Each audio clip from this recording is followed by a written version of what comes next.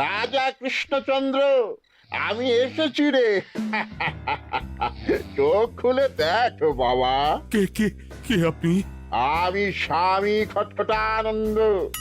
আমি জানতে পেরেছি তোর মনে সুখ নেই, তাই তো সেই সুদূর হিমালয় থেকে ছুটে এলাম। ও, আপনি কি করে জানলেন সাধু বাবা? ওরে পাগল ছেলের কথা শোনো। সন্তানের মনের কথা যদি জানতেই না পারি, তাহলে কিসের তপস্যা আর কিসের ধ্যান? কি কি জেনেছেন সাধু বাবা? 3 দিন ধরে মনে কোনো সুখ খুঁজে পাচ্ছি না, নানান রকম চিন্তায় জর্জরিত হয়ে রয়েছি।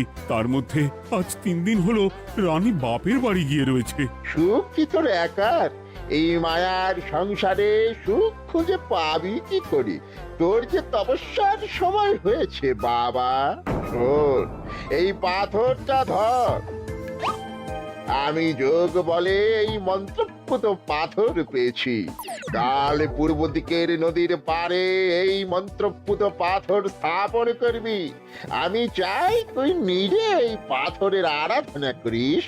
তাই ওইখানে এক কুটির বানিয়ে তুই একা থাকবি। একা?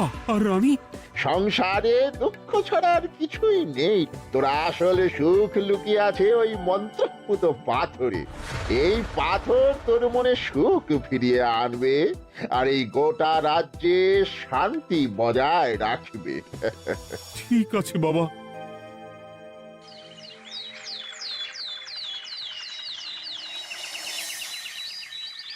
জয় বাবা খটখটানন্দের জয়।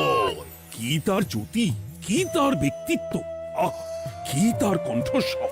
এই মন্ত্রপুত পাথর আমার এবং এই রাজ্যের সকলে সুখ শান্তি ফিরিয়ে আনবে। আজ থেকে আমি সাধু বাবার পরামর্শ মতন এখানেই থাকবো। তোমাদের যার যা যা বক্তব্য আমাকে এখানে এসেই বলবে। কোনো চিন্তা করবেন না মহারাজ, আমি সব সামলে নেব।